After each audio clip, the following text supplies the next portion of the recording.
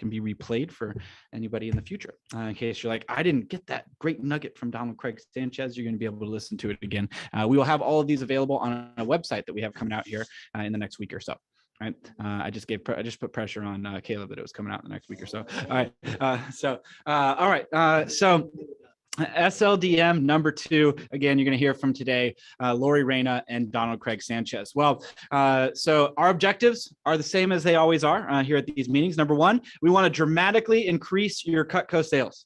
Right. So we want you to feel like because you attended this meeting that you're able to sell more on average per appointment, and also just able to increase your overall sales volume. We want to educate you on future opportunities. So especially if this is your first SLDM that you've been to, you're going to have a chance to learn about the different leadership opportunities that are available within Vector.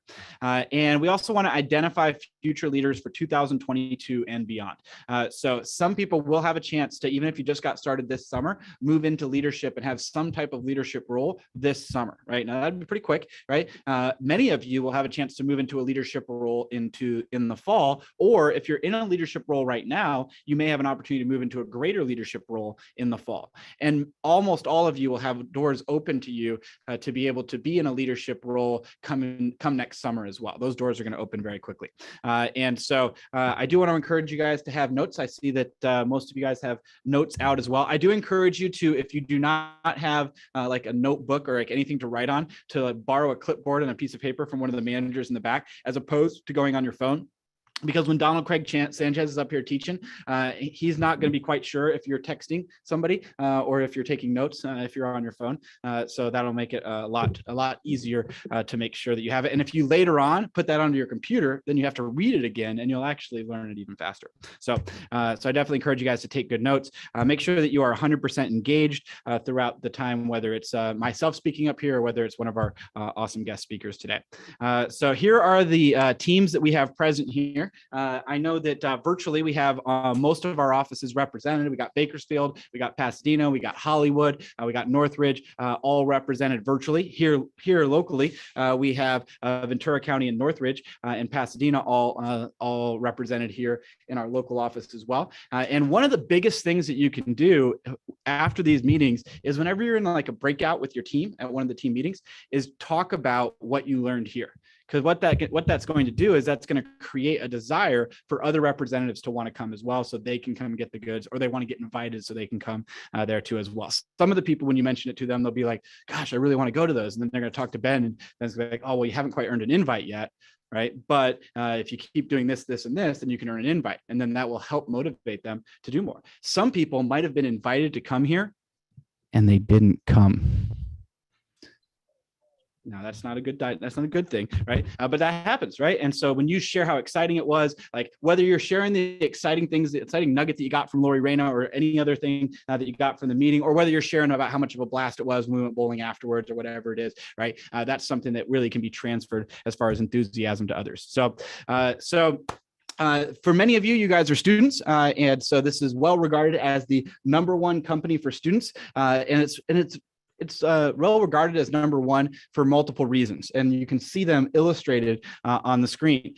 So one of the things a lot of you guys mentioned in your introduction was growth and personal growth and personal development, right? So one of the things that we want to do, and one of the reasons why Vector is recognized so much nationwide for the opportunity we provide to students, is because we do focus a lot on personal growth and professional growth, right? In a way that most jobs do not while someone's in school, right? They say you go to school to learn, but like when you're at work, you're just there to work, like you're not there to learn, right? But we disagree, right?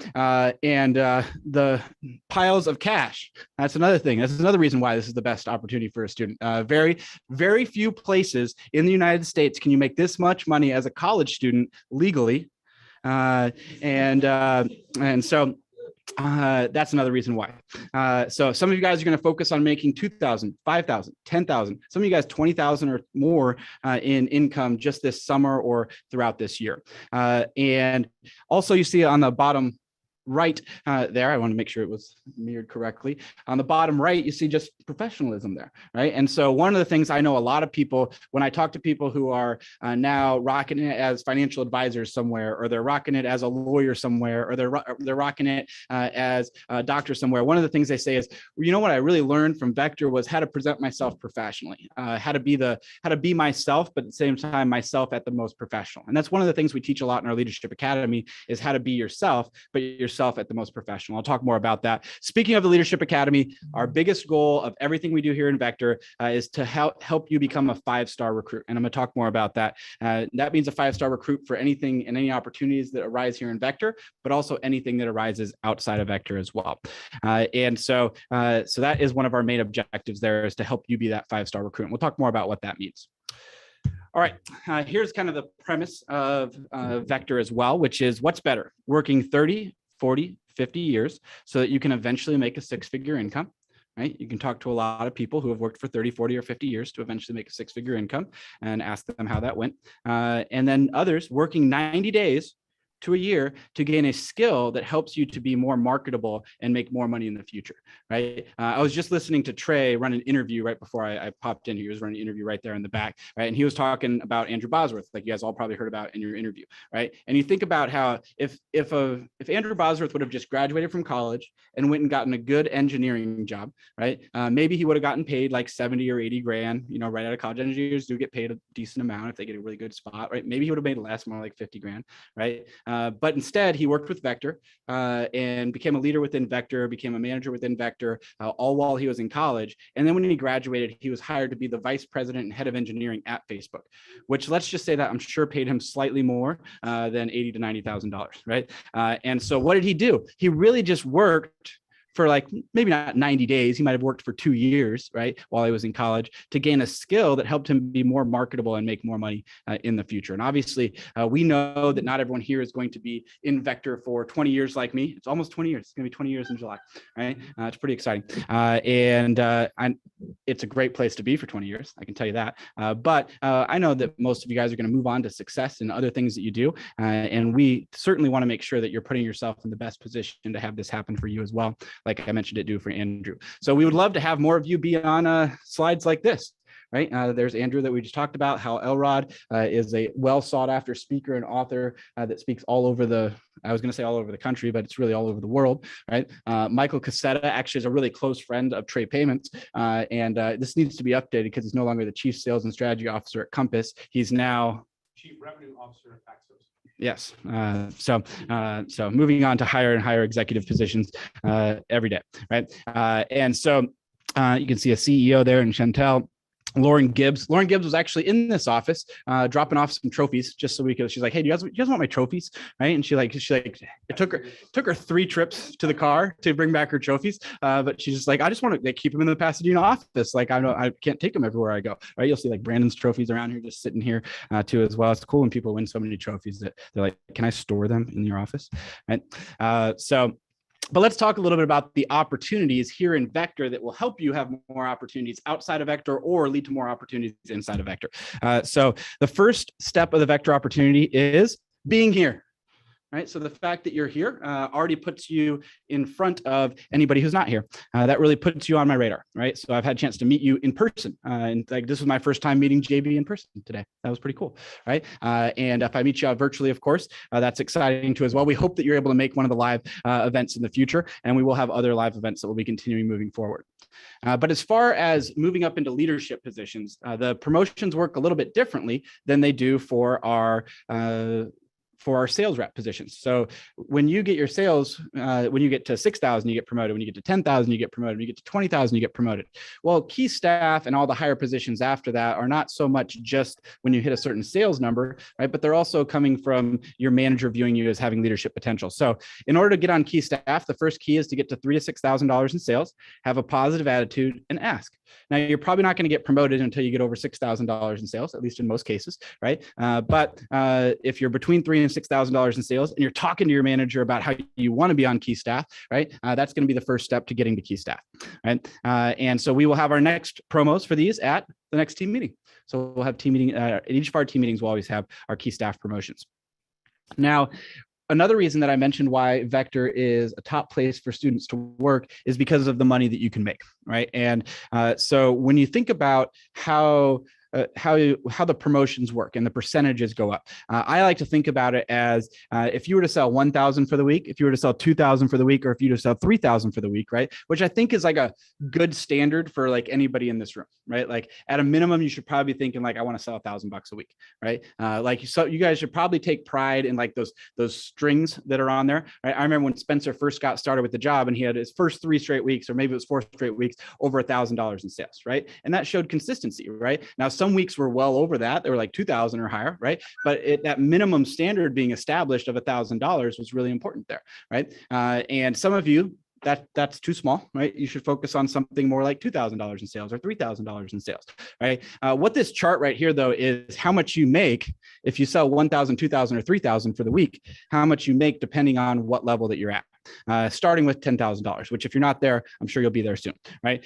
So if you're at $10,000 or higher and you're making 30%, you make $300 off 1,000, $600 off 2,000, and $900 off 3,000, right? If you are at 50%, right? So Donald Craig, what did you sell last week? $7,000, right? So everyone just try to do the math. Okay, he's at 50%. So how much? Yeah, 3,500. Okay, it's not hard, right?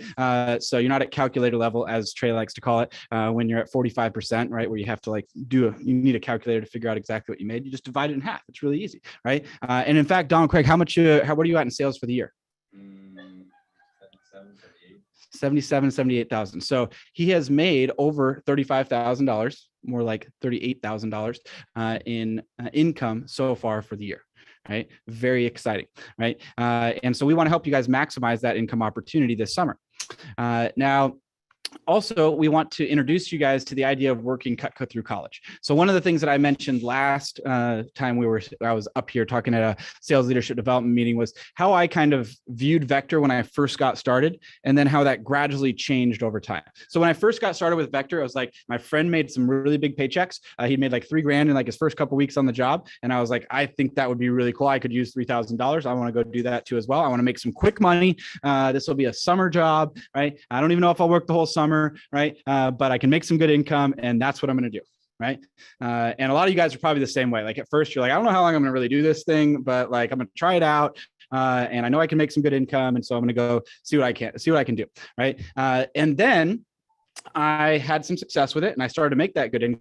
And I also learned that I felt like growing and developing at a rate that I hadn't anticipated before. I hadn't really been exposed to personal and professional growth really much before, other than going to school, right? So I realized that, you know what? I could continue to make this much income or more every single summer I come back. I could even work a little bit while I'm at school too as well, and make some good income around my classes. It's flexible. I make my own schedule. I like that. You know what? I don't think this is just going to be a summer job. I think I might do this throughout college, right? After college, I'm going to go do something else. Obviously that didn't happen, but I said, hey, I'm just going to do this throughout college, right? And if you're going to do Cutco throughout college, I just want to kind of break down what it usually looks like. I'm going to put it all up here and then talk about it. So this is summer number 1 for most of you, right? It's your first summer on the job. Obviously, for some of our assistant managers, sales managers, this is not your first summer on the job. But what summer number 1 is all about is about selling and earning a spot, right? Or in the case of like Ella and Ava, when they first got started, they started in the fall.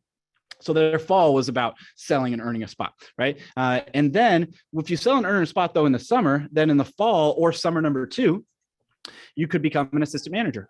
You could even become a sales manager, right? You can't become a branch until summer number 2. There's no branches in the fall, right? But you get a chance to learn how to build a business. And whether you're learning how to build a business as an assistant manager who's helping out in another office, as a sales manager who's the right-hand person for your district manager, or as a branch manager, right? Either way, you have a chance to do that during your second summer, right? Now, in between that time, you're also increasing your sales credentials, right? One of the key parts of being an assistant manager or moving up to be a better branch manager manager or district manager is increasing your sales credentials, which means also increasing your sales knowledge, right? The more, if you've sold $50,000 or $100,000 in Cutco, and a representative who you're an assistant manager for comes up to you with a question, right? The chances of you being able to answer that question are dramatically higher than if you're at $5,000 in sales, right? Obviously, you're not gonna get promoted at 5,000, but you get the point. Right. Summer number 3, if you branched already, is a chance to branch again. Most of our national champion branch managers are second-time branch managers. Sometimes somebody does it in their first year, but usually somebody learns how to run a business and then they're like, if I could do that again, like, I think I could really do some things, right? And so they might go out and sell $100,000 their first year, which is a pretty good job. They make some really good income. But the next year they're like, I'm going to go sell 300K for the summer, right? Which is a really exciting income, but also will put you in a chance to compete for a national championship. And then beyond that, there are many different opportunities that you can go to. You can go into a district manager position, right? We're always looking for the right people to move into district manager positions. You can move into a Cutco sales professional position. I always say that within Vector, there are 2 paths towards a 6-figure income. If you're like, I like it here, I want to stay here for a while, like I want to make a 6-figure income working with the job, what are my options, right? Well, there's kind of 2 options, right? There's, I want to just sell a whole lot myself, and I just want to be a Cutco sales professional, right? And if you'll notice, our CSPs, as they did 2 weeks ago, and as they are again right now, and as they are at most of our team meetings, they give back, and they certainly are a part of helping others grow and helping others develop, right? But all of their income is tied to their own personal sales, right? Or a district manager where they have a chance to build an organization, right? And then their income is based on how they thrive in running their own business organization. Or what most of you will actually do, and just so you know, we're aware that most of you will not be a district manager or a Cutco sales professional in your career, right? But you will have an opportunity to be a 5-star recruit for any other position that you want to move into outside of the company as well. Well, the key that opens the door to all of that is the Leadership Academy, right? So the Leadership Academy is your opportunity to really learn to be the best version of yourself. And the Leadership Academy will open up the doors of and train you to be able to move into the different leadership positions that we have. The first leadership position you can move into is the assistant manager intern position. So I know that at the end of last summer, I'll use an example here. We had Marcus Braun, who did a great job during the summer. And we said, hey, we'd like to continue to have you develop as a leader here. I think you'd be a great assistant manager intern. And so he became an assistant manager intern and helped us continue to grow and develop the organization in Pasadena. And as someone develops, much like Marcus did, they then open the doors for them to move into an assistant manager position. The promos for assistant manager interns happen at SC1, SC2, and all of our larger events. So then we have assistant manager, which is some key management experience, which is what Marcus, by the way, has been promoted to now. And it gets your foot in the door for other larger opportunities as well. And we will make these promotions also at our larger events. Now, the next position you can move into is a branch manager position. Now, a branch manager position and a sales manager position in some way are kind of parallel positions, right? Because if you're a sales manager, you're like the right-hand person for a district manager, and that district manager, if they have a sales manager, is usually one of the top district managers in the company. And so you're working with an organization that's doing very high volume. And it's kind of like if you're a vice president of a really big company, right? You could call that almost parallel to being president of your own company. Right. But if you're a branch manager, you're president of your own company, you're a CEO of your own company, you're running your own business. I think both opportunities are great because if you're a sales manager, you really get a chance to learn from one of our top managers in the company. And if you're a branch manager, you get a chance to do it all yourself. And that also is something that is a unique experience. So most people would consider this Cutco's premier opportunity for a student. It's really like running a startup during a summer. It's an elite resume experience when you can put on the resume that you have been responsible for everything involved in running a business. It really sets our students apart when they graduate and move on to other areas. And so we have a great branch manager class going on right now. We have 2 branch managers. One of them just left the room. Caleb Black, who is running Palmdale. And we also have Rudy Morales, who's running Lancaster. It's not always, by the way, you're like, is Antelope Valley where we put all the branches? Is that what happens? Right? It's like, no, that just happens to be a coincidence that we didn't have any district managers there and that's where they are. Sometimes we've had one in Simi Valley. Sometimes we've had one in Santa Barbara. Sometimes we've had one in many different areas. Sometimes we have one in Kern County. So all different ones as well. I'm about to go sell in Antelope Valley this weekend. There you go. So some of you who are sitting here right now, right, will be part of the branch manager class of 2023. Now, from that, another position that can be available for you is being a division office manager. Now, some of you guys know more about this position than others, right? But the division office manager is the division's #1 candidate, right? And so I choose who's going to be the division office manager based on somebody who I want to work with, I want to develop, and I see as somebody who could be a future district manager, future Cutco sales professional, super rock star within the business. And you get a chance to get next level training here, and you get a chance to work with me on a regular basis. So you could view that as positive or negative, I guess, as well. But and it's really, you become a top level district candidate. So for example, our division office manager for the past year was Ava Cosentino. Ava Cosentino did a great job leading the Pasadena office to be the #4 office in the nation last year. And after doing that, when we had a great opening in Northridge for someone to go run that office, we were looking for a pillar to be able to build our division with, right? She was the obvious candidate to everyone in the division that like, hey, she's probably the person that we should put in that position as well. And now she has taken over as the district manager there in Northridge.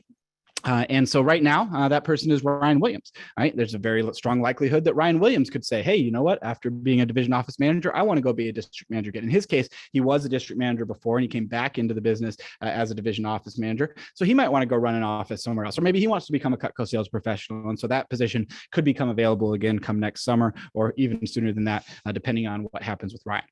Now, when it comes to post-college opportunities, that's where you can kind of make that choice of, do I want to become a district manager, or do I want to become a Cutco sales professional, or do I want to use my vector resume to really carve a future out in something outside of the business as well. Now, if you decide to become a district manager, right, this is a career position.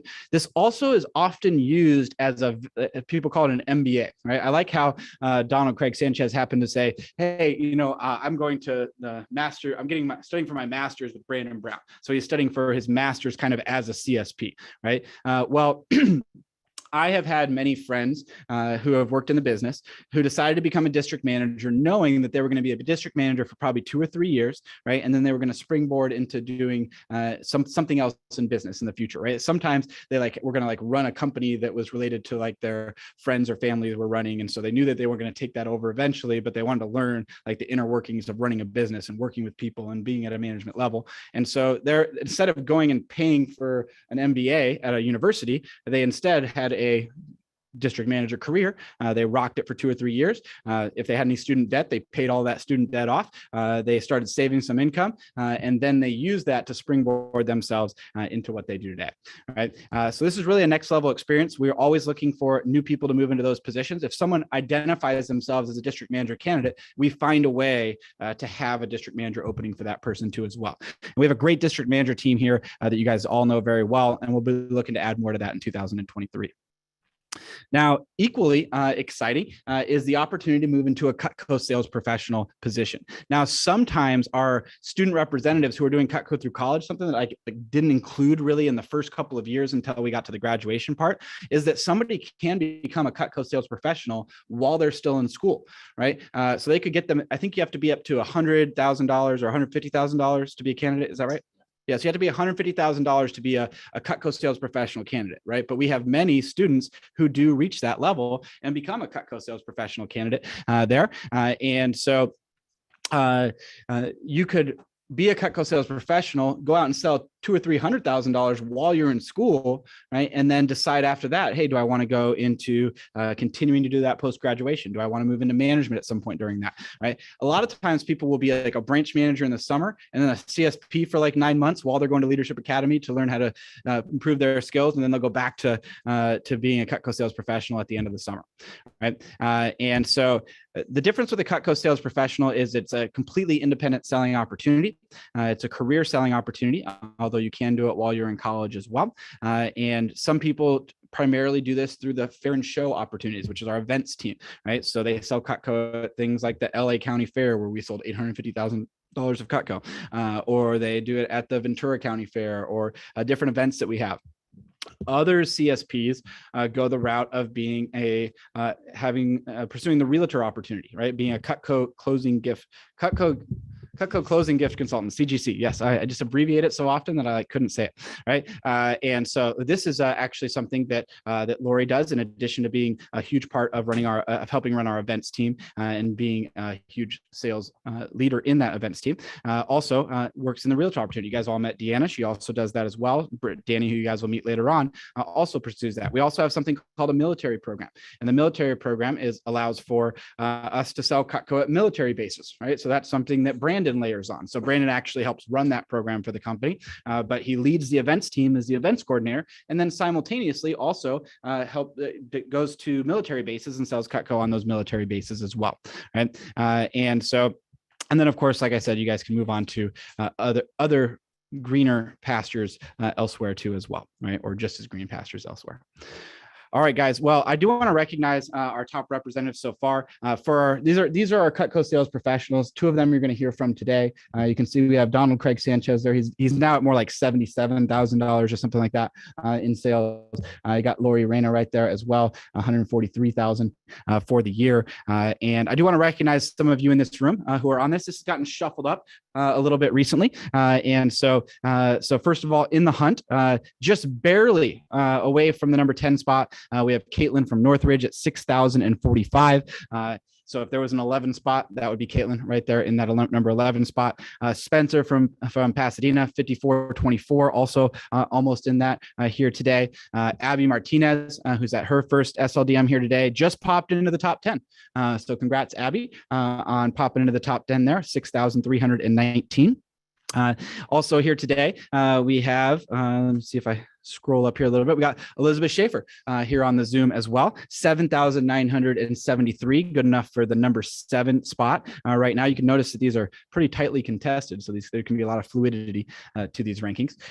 We have Maddie McNeil right here in the front row. So when you're in the front row, you're probably in the top 3, right? Marcus and Maddie right here. So we got Maddie, 11,949. And Marcus is getting pushed pretty strong here by Nelly. Nelly's only like $1,000 away now. But Marcus, 13,834, holding down the number 1 spot.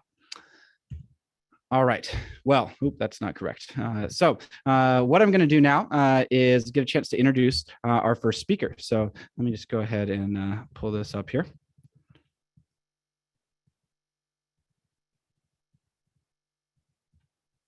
There it is. So it's got out of order there. So I'm going to move you up here. Get rid of him. And go down here. And go back up here.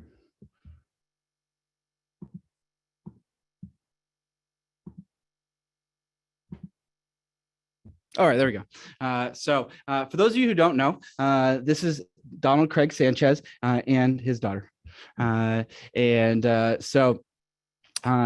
Donald is somebody who, when I first came into the LA division, there were 3 representatives that were a part of the LA division team. So even though that Danny Garrido and Deanna Scortino and Dwayne Murdoch, they were in a process of being transferred back into the LA division, but because there was no LA division when we first came here, they were temporarily being adopted until they could come back into the LA division. So the only people that we had here were Brandon Brown, Rochelle DeYoung, who was the events team coordinator at that time, and Donald Craig Sanchez. And those were the people that we had. And so when I first came down here, Donald Craig had been with the company for about 3 years at that point. I've been there for about, started in 2013. So I came over and took over the LA division in 2016. And immediately I developed a great relationship with Donald, and we got a chance to really see him grow from somebody who was viewed as somebody who had a lot of leadership potential to someone who quickly became somebody who was realizing that leadership potential. So he very quickly was one of the top representatives in our office. He drove from Bakersfield every week to come to the team meeting. right? And then he wanted to start moving into leadership. So he wanted to learn a little bit of the management side of things. So he became an assistant manager, and then later on became the division office manager, and would also come down and have a one-on-one meeting every week as well, where we would review his past week and make new plans for the next week and so on and so forth, right? And ultimately, he ended up becoming a district manager. He ran a district office in Bakersfield. That district office was the #1 in the nation. They won a silver cup as a district office up there in Bakersfield. And he continued to be a pillar of our division organization as a district manager in 2017, 2018, 2019. And then in 2020, he continued on as a district manager and then started making a pivot to be able to move into a Cutco sales professional position, which for Donald was the right fit for him and is the right fit for him now. He's quickly become one of our top Cutco sales professionals. You saw that he was #6 in the division right now. And so Donald is going to be teaching you guys about upselling and selling accessories, which is something he is very good at. So I would definitely pull out those pens and those papers and get ready to take some good notes as he comes up. My good friend, Donald Craig Sanchez.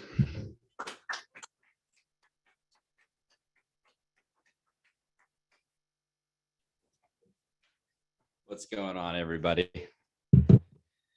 Sweet. Well, first off, Kevin, I just want to say thank you to you and the district manager team and for all that you guys do. As I pulled in the office and I was driving here, I was really reminiscing on that first year I started in 2016.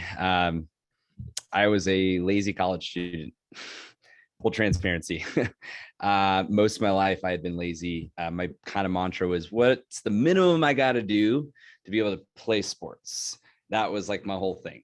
And so it was under Kevin's leadership that he was able to help me hone my skill sets, not only as a professional, but as a man and an adult in the real world. Because at the end of the day, ladies and gentlemen, no one's going to do it for you. Straight up. No one's going to accomplish your goals for you. No one's going to put in the work for you. And Kevin really helped me really realize that early on.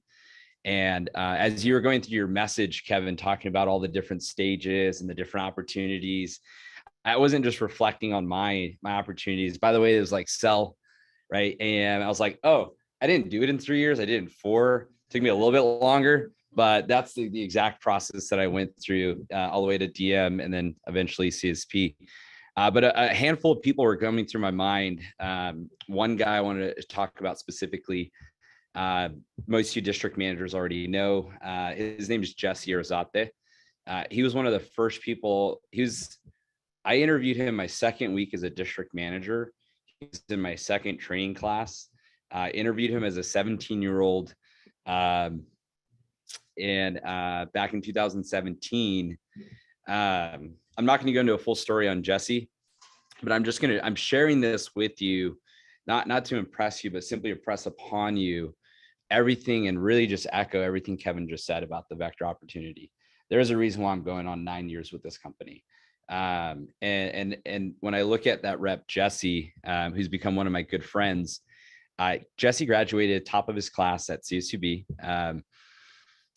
Long list of honors and accolades. But what I found most cool about Jesse and his experience with vectors, he was able to graduate debt-free. Not only was he able to graduate debt-free, but his first job he secured 6 months before graduation with a $150,000 salary as a military contractor, working on rockets for the Air Force. And his job is to lead teams that build rockets for the Air Force. He couldn't tell me anything other than that because of his security clearance. And he's currently training for that job right now because he just graduated a month ago. Graduation 2 months ago. And so, ladies and gentlemen, today, regardless where you're at in the business, new, second summer, a district manager, and whatever your goal is in the future, just know that what you put into this job now while you are here, it's going to pay tenfold as the years fly by in your life. And they really do fly by. I mean, so I'm going to pause on that because I actually want to get to my message. But yeah, so be present, take lots of notes. This is going to be semi-interactive. I'm going to teach you nothing that I made up on my own. Everything that I've learned has been taught and it's been crafted over years and years and years. And I'm actually a little jealous of each and every one of you, like not even going to lie. The quality of the training that Vector has in terms of sales over the last 5 years has like increased dramatically and translated into massive amounts of Cutco being sold by college students. I mean, there's Kyle Lopes who sold $1 million while being a college student at Columbia University, which I hear is a pretty tough school to be at. So with that being said, ladies and gentlemen, my message today is on the process of upserving. Okay. I want to talk to you a little bit about what upserving is. Basically, it's helping your customers get more Cutco. Okay. The biggest thing when it comes to upserving is you got to start off with the mindset that Cutco truly is the best in class, hands down. There's not a single product better out there.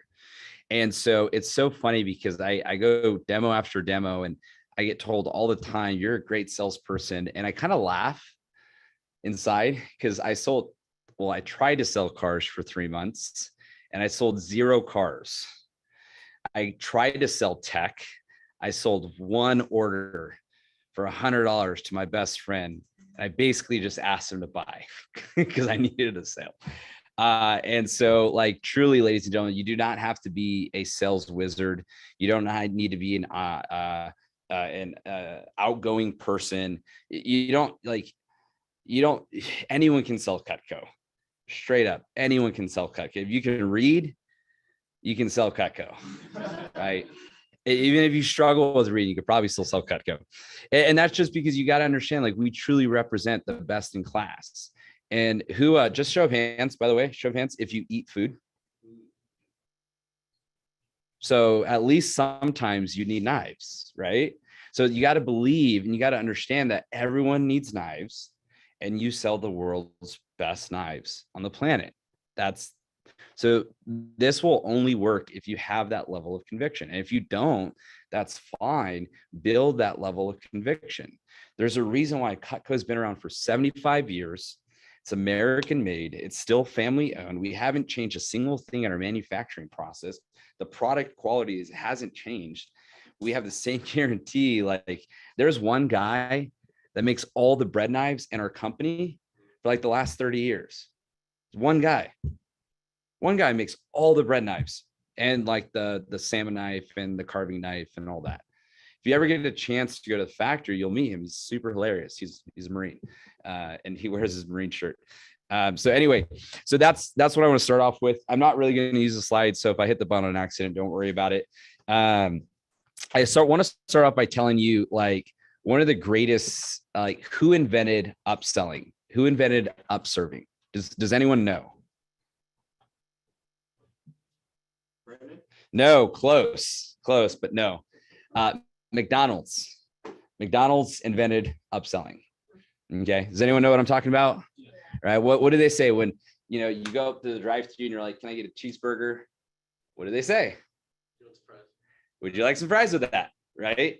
And it's so funny because whenever I go to like Del Taco or like Wendy's, very rarely does someone ask me if I want to buy something else. And I can always tell when that store has good leadership because they constantly ask me, do you want to do this? Do you want a drink? Do you want cinnamon twist? Do you want an empanada? Do you want an extra?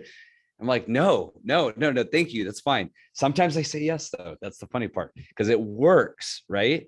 And so literally upserving became a thing in our company because Josh Mueller, one of the number 1 reps who's, I don't know, like almost $10 million in sales, he used to work at Taco Bell and he was taught this process.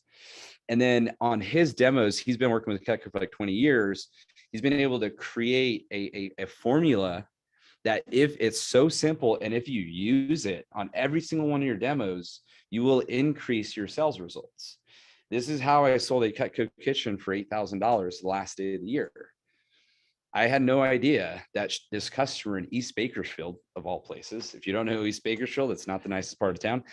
I walked in there, she already owned a set of Cutco, told me she didn't want to buy anything. And I left with selling her a whole new, brand new set of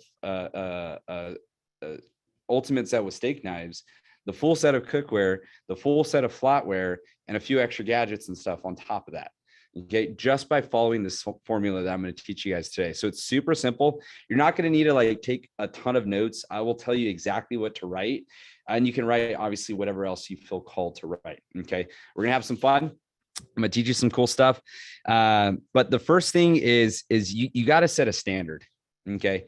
And this concept is not only going to apply in upserving and upselling, this has got to apply in every area of your life, right? You fit guy, you got some biceps right there. I'm working on it. Right. It really comes down to standards. Like I worked out with Robbie Speaks. He's one of the other reps on our team.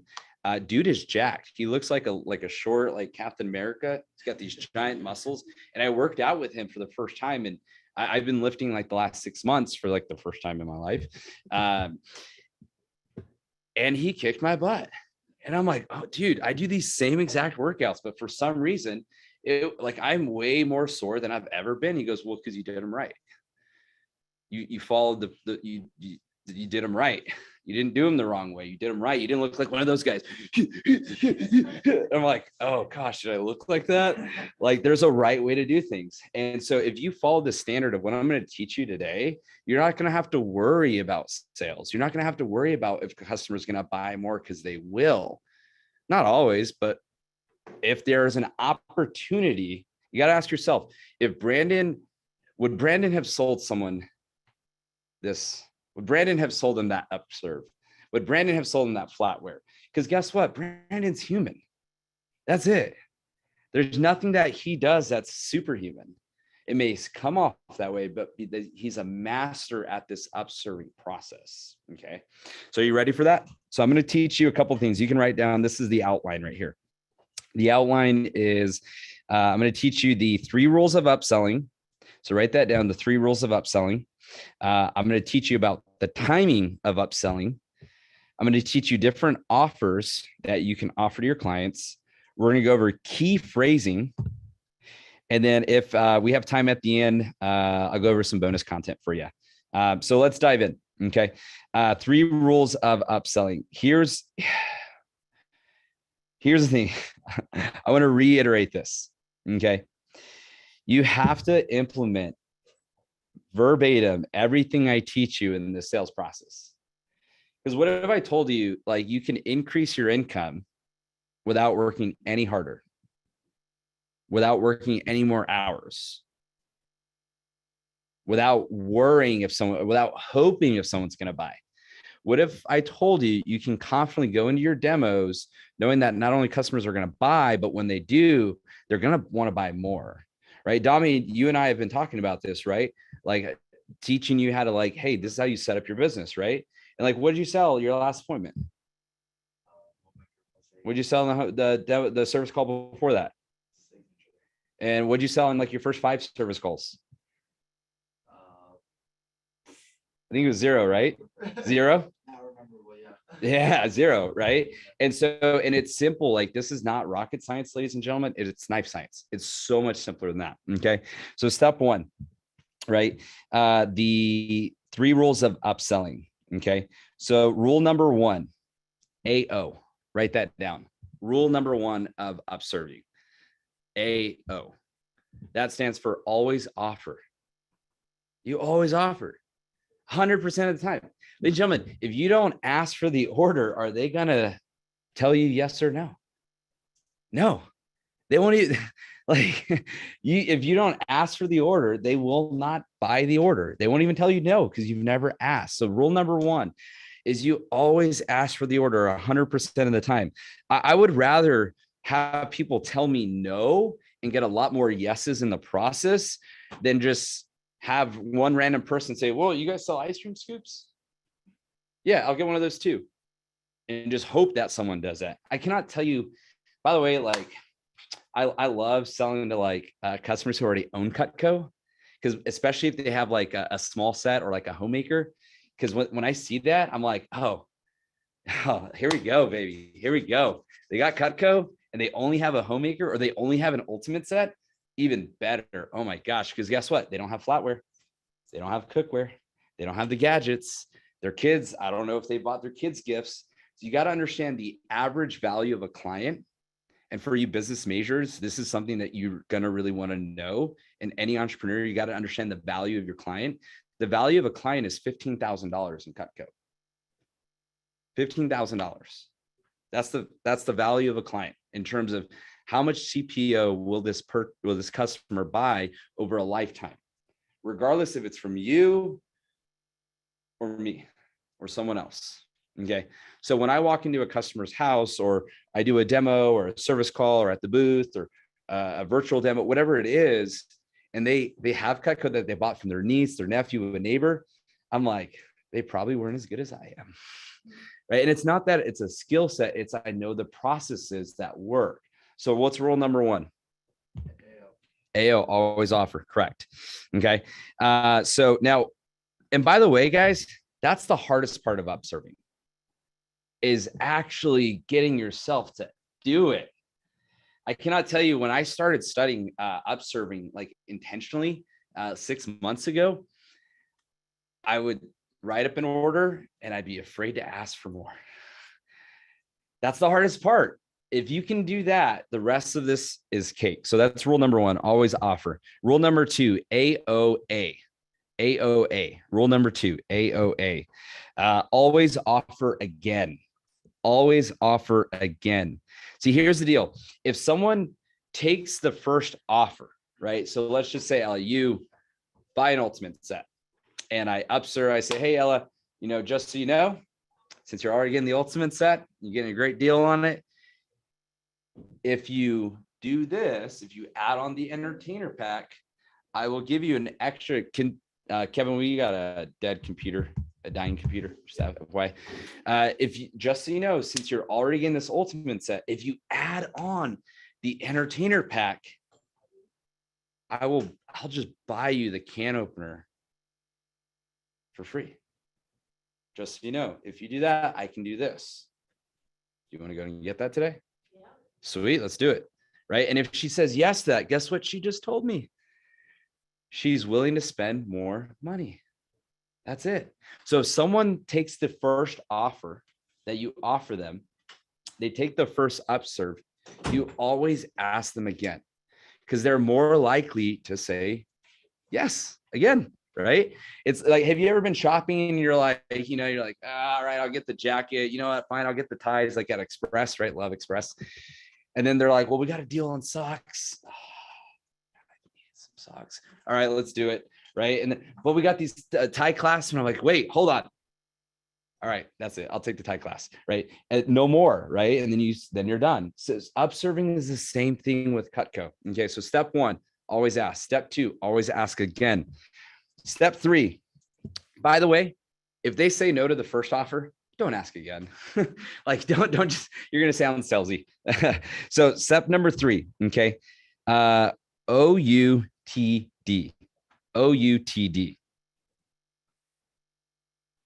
Always offer until they're done.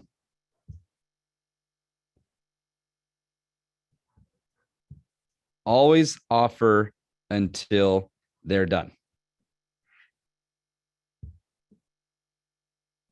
Because here's the deal, ladies and gentlemen, you don't know how much money they have. You don't know how much money they want to spend. They're already saying yes. They've already purchased a set. They're already said yes to an upserve. You've asked again. They said yes for a second time. Why would you stop asking them if they want to buy stuff? Why would you do them a disservice and not offer them the flatware? Why would you not even ask them if they want to buy it? Because you are afraid they're going to say no. So you're telling me your feelings and your emotions are more important than their needs? I don't think so. So that's what, and this is the fun part. You always offer more until they say they're done. And here's how it typically goes, right? So Ella, a homemaker or ultimate set, you just got the entertainer pack with the K-bar or the can opener. And hey, just out of curiosity, does your husband like hunt and fish and stuff like that? Yeah. Oh, he does? Sweet. By the way, I already kind of knew that because we kind of talked about it. I'm just asking again. Sweet. When's your guys' like anniversary? Coming up next month. That's exciting. Yeah. Have you figured out what you're gonna get him yet? Not yet. So the great thing about gifts is it's really fun to get people gifts.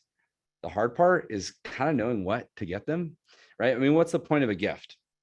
You want to get someone a gift that they're going to use every single day, that they're going to remember you, and you want it to last. And that's the great thing about Cutco. And he hunts. Mm-hmm. Cool. So do you mind if I show you some of the hunting knives? For sure. Sweet. So I showed the hunting knives, right? What does he hunt for? XYZ. We have that conversation. So just so you know, Ella, since you're already getting this set, since you're already getting the entertainer pack with the gadgets, if you add on that hunting knife, I could actually throw in for you one of our pocket knives for free. That's something you'd like to do today? Sounds great. Awesome. Let's do it. And my mind is, I'm constantly thinking, all right, what else am I going to show? What else am I going to show? What else am I going to show? Cool. That's awesome. Hey, just out of curiosity, what's your guys' flatware situation like at home? Like, do you guys have like a nice set of flatware like you use every day? Or do you guys have like a hodgepodge full of like forks and spoons and stuff? Definitely hodgepodge. Definitely hodgepodge. Cool. Do you mind if I show you the Cutco flatware? Sure. Sweet. So I give my 30-second Cutco pitch on the flatware. Okay. I sell it, right? It's a super simple script. I'm not going to go into all the different scripts of all the different things. That's something you should learn. So, hey, just so you know, since you're already doing this, if you bundled the flatware, just, it's retailed at $2,800, but right now the company has it on sale. Plus, since you're already doing this, I can actually bundle packages, because now you're not just doing like gadgets and stuff. This would be like another package. If you bundle the packages, not only do you get the corporate discount, but I can actually double dip the discounts for you and get you an extra deal on both your sets. Do you want to see what that looks like? Yeah, sounds like a great deal. Sweet. Guess what? She keeps saying yes. Why would I stop? Here, okay, so now I show you a crazy deal. Just because you're doing it already, this is your price. This is what you would do if you want to do it later. But since you're double bundling it, you're going to save $500 extra today by doing it all. How does that sound? Say no. No, thank you. Hey, no worries. I just finished up writing the order. That's okay. Guess what? What's going to happen when I go and see her next year to sharpen her knives? Or when I follow up with her to see, hey, how's your knife set? How's your husband liking that K-bar or that hunting knife? Has he used it yet? In 6 months, what's going to happen when I follow up with her? She may or may not buy the flatware. She's definitely going to buy it when I got to sharpen the knives next year. Does that make sense? So you're always planting seeds. That's why the value of a customer is $15,000. Guys, I've had customers for 6, 7, 8, 9 years. I'm going on 9 years with Cutco. And my first customer, my first summer, he bought a 5-piece starter set. The next year, they upgraded to like a basic homemaker with like no block and like no forks. They just added more knives. And then the next year they added on a can opener. And then last week I saw him. They upgraded to an ultimate set with steak knives, and it ended up being like a 2,000 CPO order, or 1,400, excuse me. It was $2,000, 1,400 CPO. Right. And guess what? Next time that I see that customer, they're going to add flatware or they're going to add cookware. So I don't really like, it's not up to me how much Cutco they buy. I see everything as a gift. Even if they buy that trimmer, I see it as a gift because I know that they're going to want to buy more. But in this process, what the upserving process does is designed to help you get them to buy more now, help them buy more now. Okay.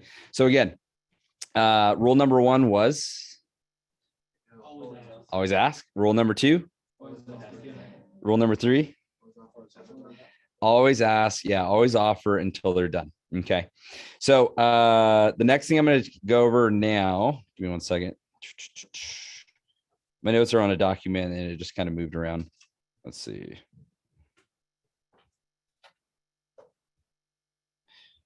So you're going to have some homework with this. That's the process with that. Okay. Those are the 3 rules to upserving. This really works if you have product conviction, ladies and gentlemen. This really only works if you have product conviction. If you don't have product conviction, you're going to have a hard time selling and upserving extra things, right? Has anyone like asked a customer, like, do you guys have an ice cream scoop? Or do you guys eat ice cream? And they respond with, oh, no, we're good. We have ice cream scoops. And they don't even like let you show it to them. Has that happened to anybody? Right? Like that used to happen to me all the freaking time. I would hate it. I'd be like, oh, do you guys have flour? And they're like, yeah, we're good on flour. You guys have cookware? Yeah, we got cookware. It's very frustrating. Like, cause I couldn't even show it. And then it hit me. I'm like, wait, they don't have Cutco flatware. They don't have Cutco cookware. Why am I like, we sell the best stuff. I gotta at least show it to them. And so what I learned is from that moment, just, oh, Miss Jones, well, you guys don't have Cutco flatware. Can I show it to you? You don't have to buy it, but can I show it to you? Because guess what? Once you show it to them, guess what might happen? They might buy it. You show them the gadgets. Like that's my favorite part is gadgets. You guys have, do you peel vegetables, Mr. Jones? Oh, we got like 5 peelers. Oh, you do? Are they Cutco? That's why you have 5 of them. Straight up. I tell them that. And I laugh about it. Yeah. And guess what? They feel that pain because ladies and gentlemen, you have to understand the pains of a customer. You have to understand the pains. If you want to solve their issues with gadgets, with peelers, with ice cream scoops, with pizza cutters, you got to figure out what their pain is because they're going to tell you they have that stuff already. Well, it's not Cutco, so it's probably like Crapco, like straight up. Like that's why they got 5 peelers. That don't work. Does that make sense? So understand that, like, no matter what they say, always ask for permission to show it to them anyway. You don't have to buy it, Mr. Jones. Can I just show it to you? Can I show you why everyone loves the vegetable peeler, like the Cutco vegetable peeler? Can I show you why it's going to last 10 years, 15 years, 20 years, 30 years, 40 years, 50 years? Because guess what? This stuff lasts. In my sample kit, I have a 55-year-old Cutco knife that I show. It's just as sharp as a brand new petite carver. Does that make sense? So the next thing is, again, you got to follow the rules. If you don't follow the rules, you don't reap the rewards. You got to have product conviction. So here's a resource. Go to vectorconnect.com. So your Vector Connect and look for just the facts. There's a document that Cutco has on there. It is just the facts. It is a handbook on every fact that Cutco has on all of their products. Right. And you don't need to like recite all these facts about the vegetable peeler. Mr. Jones, JB, do you peel vegetables? Do you? Oh my gosh. Can I tell you why I love the vegetable peeler? This thing's freaking awesome. It's like, so first off, it peels back and forth in both directions. It's right-handed, left-handed. It's dishwasher safe. It's got a little divot picker so you can take the eyes out of potatoes. It's dishwasher safe, forever guaranteed. And the cool part is in 5, 6, 7, 8 years, when it starts to dull out, we'll just send you a brand new blade. And that way it'll last you for the rest of your life. It'll literally be the last peeler. Could you imagine never having to buy vegetable peelers again and having them work just like a Cutco knife every single time? Sweet. Do you want to go ahead and add that to your order today? Let's do it. Right. And guess what? Once you keep asking, it's going to feel really uncomfortable the first time you do this stuff. Okay. It's going to feel really uncomfortable the first time you're doing this. You're going to think to yourself, man, am I being pushy? Your customer's not going to think that. Why? Because it's your job. One of 2 things will happen. Okay. After they buy their first, second, third, or fourth upserve, the customer is going to respond. Because you're saying the same thing over and over again, right? So when I upserved the entertainer pack, it was the same exact thing that I said, but with the flatware, right? Same exact phrasing. Your customers are going to say, hey, I know what you're doing. And they're going to respond one of 2 ways. You're good. And you're going to be like, yeah, I'm just doing my job. Or they're going to say, hey, I know what you're doing. You're selling me more stuff. All right, I'll take it, but that's it. No more, right? And literally, I've been at the booth with customers and we're having a good time. And I'm like, hey, well, just so you guys know, if you got this, the more you get, the more you save. If you guys add on that entertainer pack, Or if you add on that cleaver, I will buy you that boning knife or that whatever it is, And they're like, all right, but no more. They will always tell you when you're done, when they're done. It's not up to you to decide how much money they're going to spend. It's up to them. Does that make sense? Your job is to help a customer get in the pool. Okay, do you know what I mean? Who's the type of person that jumps in the pool? Like, doesn't care how cold, you're just like, yeah, let's go. That's not me at all. I'm like, I get out there, I take my shirt off. I'm like, man, the sun feels really warm. That water looks probably cold. Test it. Nope. I'm gonna stick my feet in. It takes me a while to get in the pool. But guess what? What happens once you get in the pool? Now you're swimming. When your customer, there's something that happens. So when you sell that set, and it doesn't matter if you sell a homemaker, it doesn't matter if you sell a trimmer, always do this on every single customer, the upserving process. Because what happens is when a customer makes a decision to buy, regardless of whatever it is, something happens in their head. They go from, I'm thinking about Cutco to, I just bought Cutco. All of this on, so now we're going into timing here. You only start the upserving process after you get a credit card or a credit card number, after they've given you payment information. Why is that? Because they've are in their head, when they give you the payment information in their head, they just decided, I am purchasing Cutco. That's the decision that has made. It's a totally different paradigm in their head. You're not trying to sell them anymore. They just bought it. Now it's time to go swimming. Now it's time to go shopping. See, understand this, ladies and gentlemen. Once your customer gives you that credit card number, now it's time to start selling. Everything else was just presentation. Everything else was just a demo. Once you get that credit card, now you start to sell. That's when your job begins. Once I realized this is how I sold a pocket knife last week. 25 minutes later, they're walking away with an ultimate set with steak knives. I've heard stories of Brandon doing that. And I used to think, like, how does someone do that? How does someone come up to buy a pocket knife and you take them to an ultimate, like, that's $100, $4,000. What? How did you, what? Huh? How does that happen? It's this process. This is exactly what I did. It's the same process. So the timing, you only start, right? So once you say, Ms. Jones, I want to be doing my job on an ass. Did you want to go and get that Galley +6 today? Awesome, Ms. Jones. Welcome to my Cutco family. And we're going to do dark handles, right? Okay, awesome. We're going to do the dark block. Okay, cool. And then, hey, how did you want to pay for this? Did you want to do a debit card or a credit card? Okay, cool. I'm ready for that whenever you are. Awesome. So I write down the credit card number and I'm like, hey, wait, oh my gosh, Ms. Jones, I almost forgot. And then you start the upserving process. Okay, so I'm going to leave you with this last piece, 2 more pieces, and then I'm done. So you want to write these down. Okay. BTW JSYK.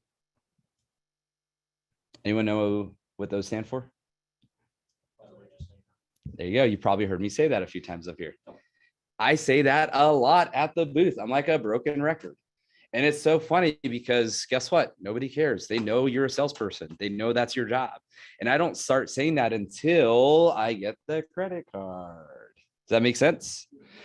And so just so you know, by the way, Mr. Jones, just so you know, the more you get, the better deal I can give you.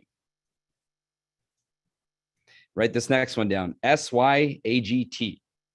SYAGT. Since you are already getting this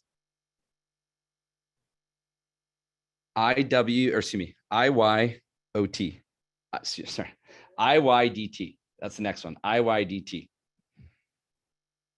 So it's SYAGT, IYDT, ICDT. So it's SYAGT, IYDT, ICDT. Since you're already getting this, if you do this, I can do this. That's what that stands for. You're going to say that every single upserve you do. This is what makes the upserve work. This is what makes the upserve work. People aren't just going to buy the upserve because you show it to them. You got to phrase it correctly, right? You can't like walk up to a girl and be like, hey, I want to date you. Let's go. You can't. No, that doesn't work. Like, Ms. Jones, buy this. Like, she's not going to just do that. There's a phrasing matters, right? There's a way. And this is the process. Just, if you do this, I can do this. Okay. At that point, one of two things will happen. They'll take it or they won't. And if they do, if they take the offer, what do we do next? Ask again, offer another offer, right? And so that's why, like, from this process, ladies and gentlemen, you want to increase your product conviction on all the gadgets, the gardening tools, right? Like, who's ever asked someone if they garden and their response was, I already have gardening tools. I used to deal with that all the time until I read the facts of the Cutco gardening tools. And I'm like, holy smokes. And you got to understand the problems. Most gardening tools suck. They break, they get lost, they rust. Guess what? None of that happens with Cutco. It's nickel, silver, and plated. So it's not going to rust. They're guaranteed forever. They're not green or brown. They're yellow and purple like the Lakers. They're not going to get lost or anything like that. Does that make sense, ladies and gentlemen?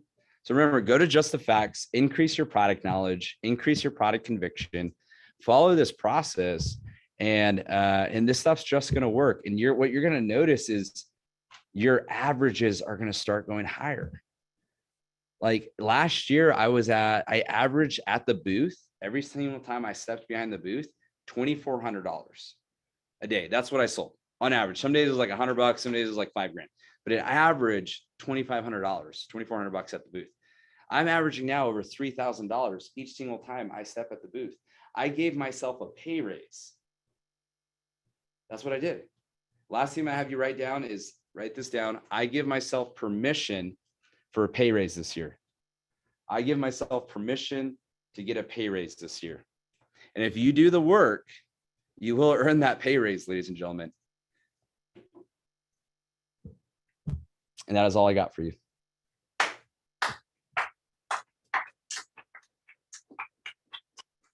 All right. Very great stuff there, Donald. Thank you very much. All right. Well, we're going to dive right in. Because in addition to being an absolute badass when it comes to selling Cutco, Lori is also a boss mom. So she's got some kids that got to be tended to here in 20 minutes or so. So I am going to introduce you to one of the greatest mentors in Donald's career. Probably the greatest mentor in Donald's career. I know that Donald really looks at a lot of the things that he's been able to accomplish, and a lot of what he learned was directly from Lori and continues to be from Lori as well. Lori is somebody who's been a leader in the Western region since I was a brand new representative going to college. I remember I went to college in Davis. I went to a team meeting in Sacramento, and one of like the rock stars of the office there was Lori Reyna. And so she went to Sac State. She started Vector in 2005. She graduated, that is not accurate. She graduated from Sac State in 2000. I don't know how 2005 is in my notes there. She won 7 All-American scholarships. I think I got that accurately. She's responsible for over $3 million in Cutco sales, certainly a longtime member of the Cutco Hall of Fame, and also an awesome mom, an appreciator of good wine, and a blast to go out and have dinner with her and her family. So to be able to introduce you guys to some closing tips on selling sets, let's go ahead and bring up Lori Reyna. Can you guys hear me okay? Yes, I'm gonna make you bigger on the screen here for everybody. So let me go ahead and do that. Stop that. There.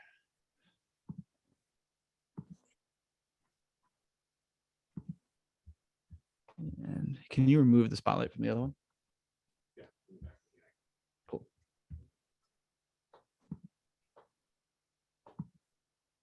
Oh, all right, there we go. All right, you're all set, Lori. Cool. Awesome. Well, thank you guys so much for having me. I'm super grateful to be able to speak to you guys today.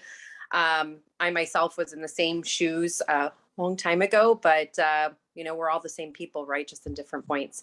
So I'm super grateful. I just love this division. LA division's just been such a pleasure to be part of.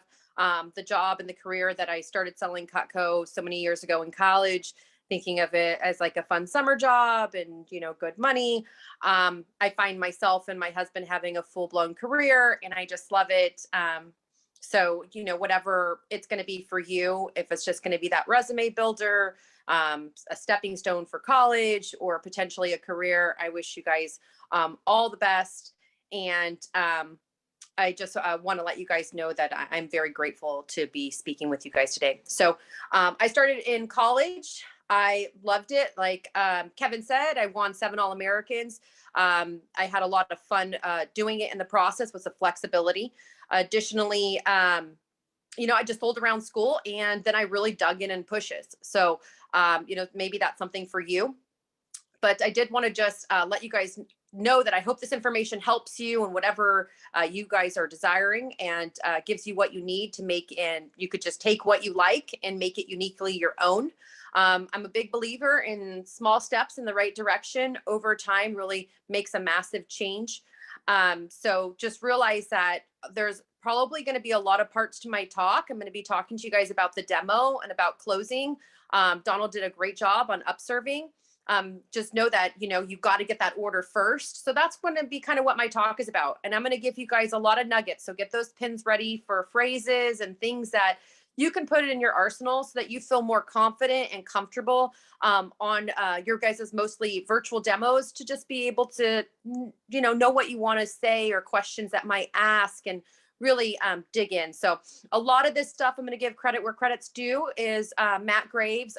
He's a great peer of mine. He's excellent at the booth. He's a great person. So a lot of these goods come from Matt Graves. So I'm going to go ahead and jump right into it. Okay. So first off, I just want to let you guys know right now is like the best time to be selling Cutco.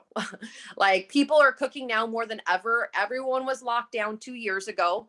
And at first they were kind of pissed, right? They're like, oh, well, 3 weeks, we'll get this curve down. Now people are like, screw it, I don't even want to leave. Like, I'm cool staying home, you know, Disney, I don't need to go to Disney. You know, people I think are excited to be out and doing the concerts and doing the festivals and stuff. But at the same point, a lot of people have been investing in their home because they realize they kind of like being home a little bit more. You know, you see people building pools or getting remodels, redoing their kitchen. So this is an excellent, excellent time to be selling Cutco, because people were trapped with their knives and their kitchen products cooking from home due to COVID, and they've realized they were good or they were bad. So since COVID, people, like I said, are really traveling a lot less, even though they can now be out of choice and deciding to spend that time at home. And that's a perfect opportunity for investing in their home with family legacy products like Cutco. Another big selling point to Cutco, and a great time to sell Cutco, is people are all about American made right now. They, I think, always have been, but it seems like even more. So make sure that you're bringing that up on your appointment, that this is US made. We take a lot of pride in that. American steel, American workers for our flatware, cookware, and our knives. So gatherings are happening. People are excited about it. And we're here to make those memories just more enjoyable with a product that is just so phenomenal and so long lasting. Donald mentioned it in his talk in terms of confidence and really getting out there and kind of exploring our product line. And I encourage you guys to cut some stuff, use your knives, get sold on it. You know, I really say adulting is when you got couches and curtains and you're ready to want this stuff. And sometimes when you're a college student, you're not there yet. You're not cooking. You don't have kids. You're not running around and realizing that you don't want to be buying more crap and crap and crap. So, you know, try to get into their heads by utilizing the products so that you could help them and add as much value as possible by using the products and really getting sold on Cutco, because the stuff is the bomb. So for sure. So anyway, so I have 5 tips to connecting and to sales. Okay, 5 tips to connecting and sales. If it's all good with you guys, I'm just going to go Latin with it and go pretty fast because I got babies. So you guys good with that? First off, did you guys need like a little stretch? Like maybe stand up, like shake it out a little bit. I don't know how long y'all been sitting in those seats, but feel free to like flow a little bit and get some vibe in you. So if you feel like you need to stand up and stretch, feel free to do that. So the first tip I have for you guys, I think is just one of the lightest ones, and yet one of the most important to connecting, because I think the connection comes before the sale, right? And that's rapport. Okay, rapport. And I'm going to tell you guys the 5 Ps, and these still apply even for virtual appointments. And the 5 Ps are people, places, pets, plants, and pictures. Okay, again, it's people, places, pets, plants, and pictures. So that is just conversation starters. In terms of people, I think that, again, I'm just going to shoot off some really good little nuggets all throughout. So feel free to, again, to take whatever works for you. But people, I love asking them about their kids, or how long have you lived in that house? The housing market, if you've heard anything about it, it's pretty good. I mean, interest rates are climbing a little bit, but still good. If they've said they've lived in their house for 10 years, like you could just assume 100 plus in equity. So that's perceived income for them. So, and in any and every level of working with the customer, when I was a college student, still like $200 or $100 phone bill was a lot. Like I started to sell myself on what they have, right? A couch is $2,000. How many times are you going to buy a couch in your life? So many. You know what I mean? Like we just redid a kitchen.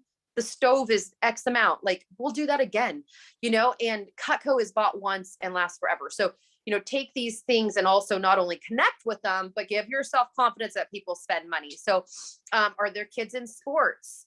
How long have you lived in your house? Oh, awesome. How did you guys meet? Not a lot of couples get asked like, hey, how'd y'all meet? Who does most of the cooking?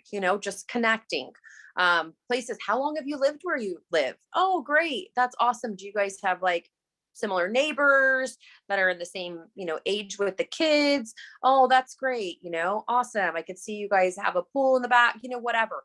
Just connect. It also helps you with referrals. It's not a referral talk, but my whole point is connect with them sincerely. I promise Cutco will sell Cutco. The start of an appointment is for you to sell yourself, for you to connect with the customer, and just, maybe start off the appointment after you've kind of been talking a little bit and just connecting is, hey, I could probably talk all day. We should probably get started. To start, do you mind if I tell you why I work with Cutco? You should write that down. So do you mind if we get started? And do you mind if I tell you why I'm actually working with Cutco? And that's your point to sell yourself, and to really say, well, my desires are to, be debt free and go to college and buy this and buy that. Always recommend 3 points that they can connect with. So the goal in rapport is to connect, and then to bring up the Cutco product in terms of a transition to sell yourself, what your passions are, why you're doing this job, and what's exciting. Okay. Number 2 point to connect and to create a sale is discovery questions. Like Donald had mentioned, you want to find the pain, and then you want to be the solution.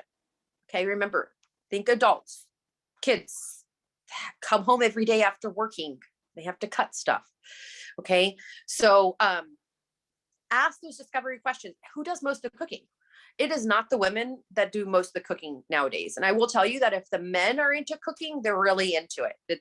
And this is like their tools for the kitchen, and they're just very logical in terms of a set investment too, which is great. Oh, your husband does some of the cooking. Is he home with you right now? Does he want to jump on real quick? Yeah, I think that it wouldn't be, a waste of his time. I think he'd love it. Make sure that you get those cookers in there. Oh, your wife does most of the cooking. Oh, I didn't realize that. Do you want to go ahead and reschedule with both y'all? I think that might be great. So start that appointment on the right note. The more couples you could have, the better. And a lot of people are sharing the cooking nowadays. Pay attention to who's interested. Who's asking the questions, or, oh, well, how big is that blade? Oh, are they dishwasher safe? Or, like anything like that. Pay attention and reach out and connect with that person. because they're the one that are going to move you towards the sale. Make it fun and earn their trust. So I can't stress enough to be authentic. People are fiending for just authenticity. You know, I think it's not about perfection. And I think a lot of times we can stress ourselves out doing an appointment that it needs to be this or it needs to be that. Just be yourself.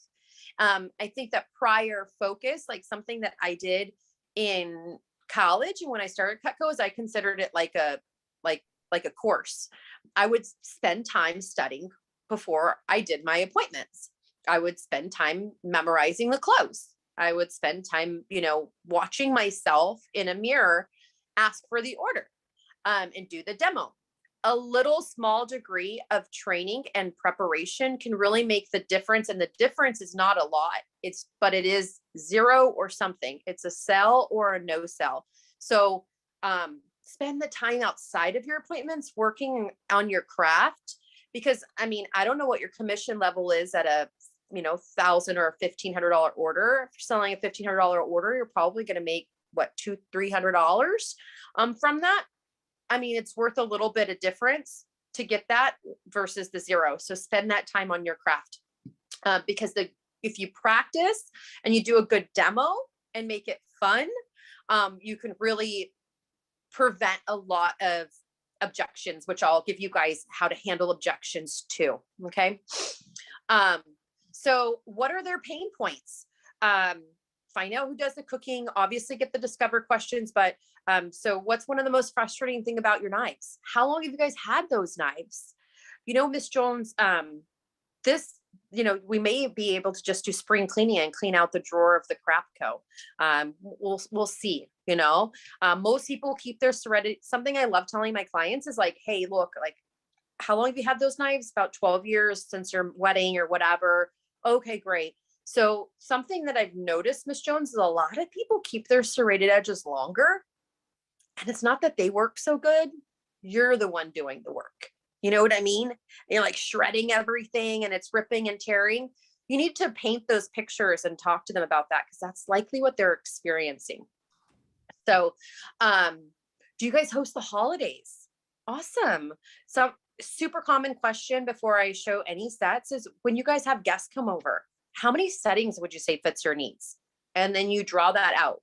So Miss Jones, when you guys have like guests come over, how many settings would you say fits your needs? Like 8, 10, 12 question mark, you know, pause. Oh no, 8's about good. Oh, when we have guests come over, Lori, we host it. It could be 22 people. Oh, wow. Okay. Well, that gives me a good idea. Let me go ahead and go through what's in the sets and then the prices. Okay. If they own Cutco, how many of you guys have done an appointment and they own Cutco and you're like, where do I go from here? Okay, so these questions and this kind of discovery connection stuff is for you right here. If they own Cutco, ask them, oh, cool. How'd you get started with Cutco? Oh, okay. Your nephew was selling. Oh, cool. How long ago was that? Oh, wow. Wow. You know what? I just started this and I'm just curious, like, what are some of your favorite things about Cutco? Like, what do you like best about Cutco? You should totally be asking your clients, like, how they get started, how long they've had it. And, you know, and then at the close, I'll be like, yeah, you buy Cutco every 15 years. That's not bad. You know, if they haven't bought Cutco in 15 years, it just makes it fun and light and playful. What do you like best about it? Oh, I love how sharp they are. You know, I love that I could put them in the dishwasher. You know, I really haven't had them sharpened in 7 years. They're teaching you how to sell them on the new stuff. And that's awesome. Ms. Jones, you know what? You have that set. I'd love to know, what are your like go-to knives? Like, which ones do you use the most? Oh, I use this one the most. I use that one the most. And then you start to look at the size. If it's a trimmer, maybe they want another 5-inch. You know, maybe they like a 4-inch paring knife to like complement what they have. If it's the bigger knives, oh, I use this butcher knife. I use the chef knife. Ooh, they're cooks. They might want, you know, something like a vegetable chopping knife to complement their set, or, you know, and you can kind of, because you use this so much, Miss Jones, I think you'd love this. So, what knives do you use the most? Which ones do you use the least? Oh, the really big ones. Oh, okay. You know, like talk to them about it. Just curious. I know you got your set of knives and you said you're, you know, like, would you be more interested in like looking at upgrading your set, adding more to it, or looking at like flatware or cookware. Like, what's your flatware situation like, Miss Jones? Again, discover questions for people that have Cutco. Okay. So number 2 is those discovery questions and really finding pain points and solutions. And of course, Cutco is the best solution, just lasts forever. Number 3 is memorize your close and your 5 pays. Okay. So memorize your close and or price comparison, and have some good phrases in there for this. Is just really, there's not much that, like, if you spend time training your craft, it should be on the close. Again, a horse, something that Brian Tracy always said that I just never left me was, or Jim Rohn, I don't know, is that a horse wins by a nose, but they get all the prize money. That's the difference, y'all. You guys want to find those little things that can make a big difference in terms of value to that customer. And that becomes the decision-making factor to whether they do it or they don't do it. And remember, a sale today is 100% better than a promise for tomorrow. Tomorrow never comes. The dishwasher runs over all the floors and they have to redo the floor by tomorrow. The dog needs braces. Like something, their car broke down in the next 12 hours. Something happens before the next day. And as a matter of fact, on this point, let me also say on rapport, I didn't mention this. So if you go back to that section, please let yourself know that you want to build the right amount of rapport. You don't want to be over too much rapport, because then they'll tell you every reason that this is too much or they can't buy or something weird, or you're losing the connection to the focus. So your rapport building should be 2 to maybe 8 minutes max, and then cut it off. Oh my gosh, Miss Jones, I could talk all day. Do you mind if we get started? So yeah, let me first, do you mind if I tell you why I started this job? Okay, so that's just on the rapport part, but it comes back to bite you in the butt if you spend too much time and don't break that off. So make sure you get your transition stage from rapport to the next thing. Okay. Number 3, again, you want to memorize your close. I think that's the most important time that you can spend as a student studying. So read that, watch more closing talks, listen to talks on Vector Connect, really get that down and memorize it, because when you can look at the client and with confidence say, so what are your thoughts? Did you want to go ahead and do that? It really, really, really, really, really helps. Okay. So it's the last set you ever buy. Doesn't it just make sense to invest? So yeah, so number 3 would be just to memorize your information. Number 4 is always quote in 5 payments. Always quote in 5 payments. Popular question I love to ask my clients is like, hey, so knowing what's in the sets is like, price aside, which set could you see yourself getting the most use out of over the next 10 or 20 years? So Miss Jones, like price aside, like just tools, like what set could you see yourself getting the most use out of over the next 10 or 20 years? Okay. These little numbers I wrote on my price list, I recommend it. I know you guys use everything digital, like, and it's on there, but you guys really need to know that 5 pay amount before it gets awkward. Okay. So when it gets awkward, when you don't know, it comes off as lack of confidence, which is lack of trust for the customer's purchase. So you should feel very confident in your numbers. Anytime I do a demo, I've been doing this over 20 years. Anytime I do a demo, I always review these 3 numbers because I need to nail these in terms of like eye contact and like, yeah. So yeah, Miss Jones, basic set. Okay. 8 settings. That works the best. You could see yourself using that. Okay. Like I mentioned, the homemaker is $14.19. So it's that plus tax. So just so you know, I didn't want to give you the impression you have to pay for it all today. You actually get an option to 2, 3, or 5 payments, no interest. That on the 5 payment would be $286 plus tax, and a month that just charges the card in. Okay, so homemakers $286 plus tax, a signature with steak knife $485 plus tax, and then always mention that the signature and ultimate, we also buy you all 3 cutting boards and a sharpener, because that little extra thing is sometimes why I have customers go, oh, we get all 3 cutting boards and buy a whole signature. So, so for Cutco owners, Mr. and Mrs. Jones, just for fun, do you want to see what one of our upgrades would be? So say they have a homemaker and you want to encourage or offer them to purchase an upgrade, you have to offer it. And so please, you know, maybe note that down so that you have some go-to that is uniformed. So a very easy uniformed one is, again, 2 options, just like this time or this time work better for you. So a lot of clients that already have that set, what they like to do is get a 5-piece companion set or do an upgrade. Which do you think that you would prefer? Or did you want to go ahead and see what's in the upgrade? Or did you want to see what's in the 5-piece? So Miss Jones, have you ever heard of our upgrade specials? So again, these are things that if clients already have Cutco, you can bring up. Have you ever heard of our upgrade specials? Ms. Jones, have you ever seen our cookware? What's your pots and pans situation like at home? Have you ever seen like the box of beauty? That's like, what's your flatware situation at home? Oh gosh, this is worth seeing. Let me show you.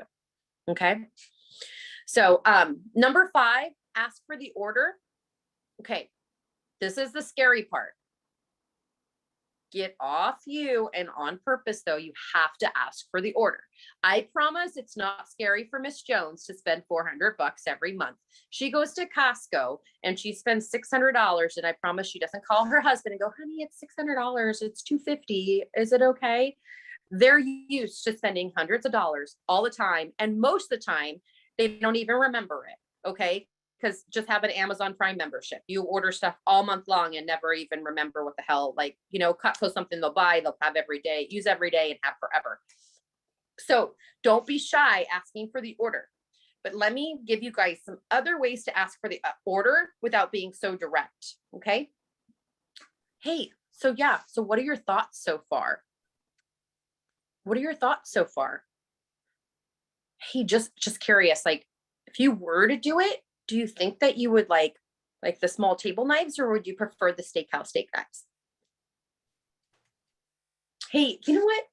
I can't really see your kitchen, but let me see, like, what's your flooring and your cabinetry? Do you think that you guys would prefer like the lighter honey or the cherry? Okay, awesome.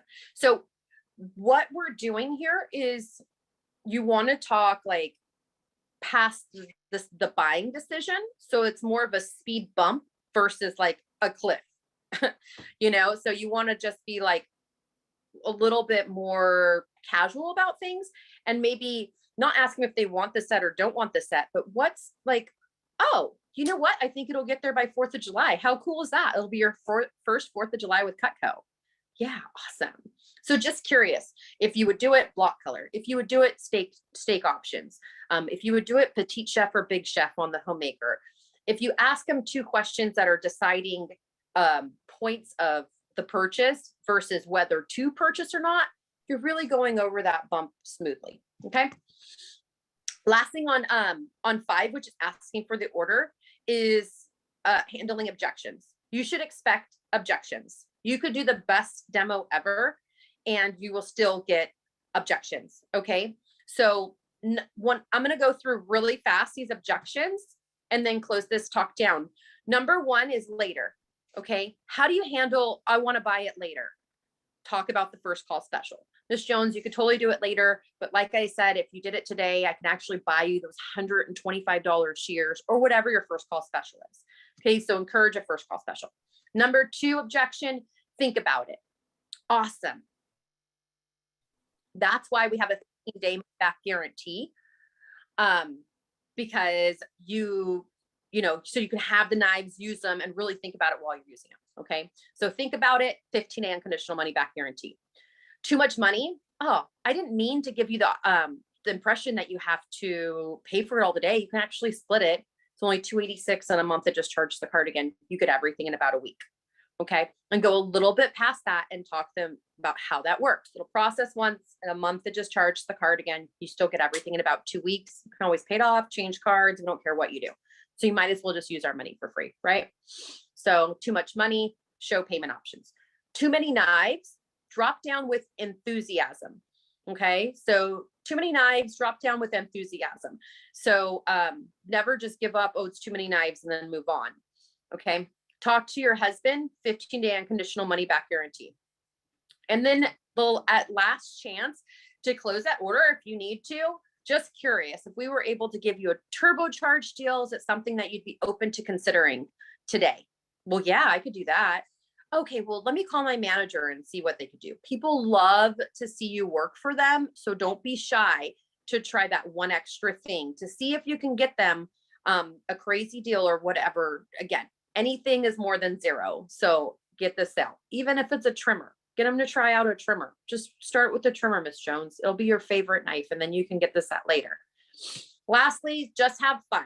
The goal is a friend, a long-term relationship, and that begins with the sale. They'll have that one trimmer forever.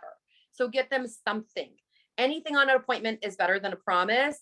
So spend some time, and I promise if you consider this as like your summer course, it really is going to pay back dividends in terms of the time expensed on your studying and your memorizing your clothes and maybe practicing in front of a mirror, understanding more of the product line and pricing. Always, like Donald said, they buy a set, always have an option of what you could upserve. Oh, great, because you're getting this, then that. Have your go-to, and know what that is, write it out. It would be worth the investment in terms of the return for your time. So overall, I just wish you guys the best inner and outer success as you guys challenge yourself to always ask for their order and get more Cutco love. I promise it'll be one of the best investments they ever make. It's a fridge you never buy again, Miss Jones, and the ice maker doesn't go out. And if it does, we take care of it. So I hope you guys got a lot of nuggets out of here, and I wish you guys the sincere best with your journey with Cutco. Thank you very much, Lori. That was awesome. That was just pure fire all the way through. So thank you so much, and go enjoy your kiddos. Bye. All right. So what we are going to do now is just wrap up with some things that we have coming. So first of all, how was that? Great. Yeah, did you guys get some good stuff from Donald? Good stuff from Lori. And what I always suggest, and I know I said this last time, is like choose your 2 or 3, or maybe in this case, you might even have to choose like 4 or 5 things that you want to implement, and just make sure you fully understand how you're going to implement them, right? And sometimes if you just like read them once and you're like, oh, okay, I'm going to do that. And then you like get into a demo and then you just kind of vomit it out. It doesn't always come out exactly as effectively as they described it, right? So make sure if you're like, hey, I don't know exactly how I would use this in a demo, like talk to your manager, like, hey, how would I use this in the demo? Where would be a good spot to put that? How do I make sure that I'm delivering that the right way? I didn't even put Lori's picture up there before. Yep, there's Lori. All right. So I want to talk about what's coming up this summer. So first of all, we are introducing something called Champs Clubs. Our branch manager from Palmdale, Mr. Caleb Black, sold $20,000 in his fast start. And then as he grew over the summer and increased his skills, he wanted to go bigger for Summer Conference 2 push period. And he wanted to go out and sell. I don't know what his original goal was. Trey was his manager, so it was probably like 30,000, or I don't know what his original goal For which one? for Master? the push where he went and sold 36 grand. Oh, it was 20K, and then we moved it to 30K. Yeah. Then we moved it to 40K. Right. So he had worked his butt off in his fast start and sold $20,000. And he's like, you know what? I want to do that again. Right. Like I want to go out and do that again. I'm going to do that. And, the push period's a little bit longer, but like, he knew how hard he worked. It was 30K, then we moved to 40K. So he worked, he knew how hard it was for him to do. And so he's like, all right, like I'm going to go after a big goal there and I'm going to work hard again. And he went out and sold 36,000. Now, part of the reason why he did that is because yes, it's a little bit longer and he sustained the work ethic all the way through. But part of it is because his averages increased from when he got started to when he was going into SC2, which was in August, right? And a big reason why was that he had the closest to perfect attendance that I've ever seen, because I think it actually was perfect, to Champs Clubs. And so Champs Club is something that we have every morning, and it's designed to be able to help fast starters and also help veteran representatives. And so I run something for the fast starters and anybody who hasn't had the lesson that I teach the fast starters every day, Monday through Friday. So I'll usually say when everybody jumps on, hey, if you've never heard me give the talk on building value after the video, you should stick around. If you've already heard that talk, like listen, go to bed, go with Ben, and you guys are going to get the lesson of the day today, right? And it's not always me and Ben. Sometimes it's me and Trey. Sometimes it's me and Ava. Sometimes it's so there's different people who are doing that all the way through as well. And so there it's at 8 a.m. It goes till no later than 9 a.m. Usually it's more like 8:30, 8:45 that we finish up with those Champs Clubs. And everyone's invited. You can always attend at any time. It's the same Zoom as the everything divisionally that we have going on. And so we will start having Champs Clubs immediately tomorrow morning. Right. So if you want to go to Champs Club tomorrow morning, you will get to have a lesson tomorrow morning as well. I will be running it for everybody tomorrow morning. So I'll just offer a lesson that everybody can gain from tomorrow. And then we'll start having lessons available for people who have already heard what I'm teaching, as well as because those are designed for the fast starters. And then also lessons available for those who are out of their fast start or have already heard my lesson as well. So those will start being tomorrow at 8 a.m. So we're excited about that. I know the managers are as well. Well, part of the reason why we're getting started with this is the competition is about to get real. And when I say that, there are several different competitions that happen. The latter competitions that will be coming up later on are called push periods. But leading into the push period, we have what's called the divisional challenge. And the divisional challenge is also known as the Battle of LA. It's going to start on June 14th, which is 1 week from today, and it will go until June 25th. And it will ultimately culminate in our divisional event, which I'll talk about here in just a second.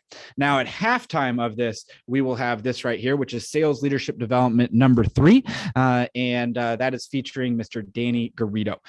So I don't know if I think that date is actually wrong. Let me just update that. Yeah, it's the 21st, June 21st is the Sales Leadership Development number 3 with Danny Garrido. So I don't know how that got popped in there, but anyways.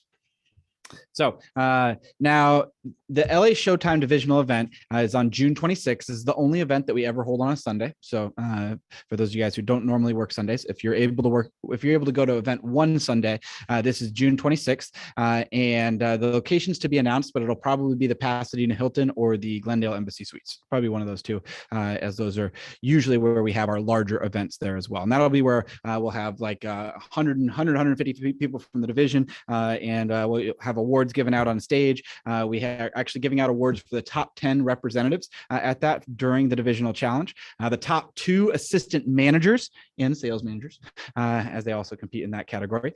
So not all sales managers go out and crush it in sales like Ella does. So, but you will be competing in that category as well.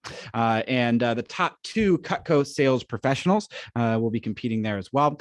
We're also going to give out the top one to the top new DM team. It should just say team right there, not teams. The top new DM team. And so we have two new district offices. We have the Northridge office and we have the Central Coast office. So they've been going like back and forth on like who's winning every week. So only one of them, there will only be a trophy for one of them. We also have the top veteran district manager, and also there's a belt that goes along with this. So for our branch offices, this is actually the branch belt. So the winner of the challenge period gets the championship belt, and the top district office as well gets the championship belt. Now, if one of the new districts like Northridge and Central Coast beats all the veteran districts, then they get the championship belt, right? So there's only one belt for the district team. So they'll be competing with that. But there is a number 1 trophy for the new district team, and only one of those 2 teams is going to get it. The other one's going to sniff the trophy. Top veteran district teams. We got more veteran district teams. So this is going to be a lot harder. We'll probably give out the top 2 or 3 for that. Top branch team is going to get that. Again, 2 branches, 1 trophy, and then the top overall office there as well. So there's going to be trophies for all of those as well. They'll probably look very similar to these babies right here with the little logo on them and so on. So also there's prizes. So we're going to give out a big screen TV. we're going to give out an Amazon gift card. We are going to give out some AirPod Pros, newest ones, and we might find a couple other prizes that we want to throw out there too as well. So we'll be giving you an update as we get into the meeting tomorrow on exactly how those prizes will work. All right. Well, the reason why we have that giant event is because it kicks off what we call a push period. And your first push period that you'll experience is going to be SC1. And that goes from June 27th until July 12th. So that is Monday after the divisional event. And then goes until the Tuesday before the SC1, which happens on Wednesday. So LA Showtime Summer Conference number 1 is July 13th. And this actually is not just the LA Showtime division. This is going to be the Showtime division and the South Coast division, which is everything in San Diego all the way up through the Inland Empire, and also Orange County, which is another division as well. This is tentatively scheduled to be at the conference is tentatively going to be in, I don't know the hotel yet, but in Long Beach. So that one will probably be in Long Beach, where it's a little bit closer for San Diego to be able to get there as well, but still pretty close for us. Now, after this push period, so after we've had the divisional event or the division of the Battle of LA, and then we have our push period, right? Those will be 2 competitions where we are now able to identify some of our future leaders, and we're able to have our future leaders roundtable meetings, as I often call them. I also like to call them the ass kickers meetings. Now, any official invite that you get, we'll call it the future leaders roundtable meeting. However, I will often informally refer to it as the ass kickers meetings, because that's how you get invited. And then there's a Dodger game. So if you perform well in the first 2 competitions, you can get invited to a Dodger game. Stay tuned on details on what it takes to get invited to the Dodger game. Oh, there it is. Never mind. Everyone over 10K in sales gets to attend. So if you're over $10,000 in sales, you get to go to a Dodger game. So we usually do a couple of these per year, and so that will be our first Dodger game we'll be attending. And then we'll have the Super Bowl of Vector, as it's known, which is Summer Conference 2 push period. Bless you, Trey. So it goes August 1st to August 17th. And there will be an alliance for that, which will be a combination of the top representatives from each office in our alliance. And that will culminate in Summer Conference number 2, which again is the Super Bowl of Vector. And that one is August 18th. August 18th. That one is a Thursday. Now, one of the things that you can do is continue to crush it. And that's going to help you be able to be a leader and help your team be able to take home some trophies, you be able to take home some trophies, getting some big paychecks, so on and so forth. Another way you can help build the team or that you can help your team is through personal recruiting. And so just a reminder on the contests that we have going on here as well. And so you guys have all seen that before. And ultimately, we're looking to build a national championship organization. Who knows, maybe we can somehow break through and win it a year early here this year. So we're currently ranked our pilot office is ranked number 3. Our division is ranked number 6 right now in the nation. So maybe we can speed up the timeline, but our goal has always been the 2023 national championship there as well. And so if you continue to do these things in what you do personally and professionally, that will help you and your team be able to move us in that direction. So without further ado, we are done for the evening, and we are going to move on to some bowling. Now for the virtual crew, I do want to apologize. We cannot stream the bowling, right? You might be able to get one of these people to FaceTime you or something like that. But I did promise Abby I would get a strike for her. So I got to make sure that I get a strike there for Abby. But thank you guys for those attending over Zoom. Everything is recorded for everyone on Zoom and not on Zoom. So we will get this out and put it in the upcoming divisional website, which will be coming up here in the next week or so as well. So thank you guys very much to our Zoom crew, and on to bowling for us here live. There you go.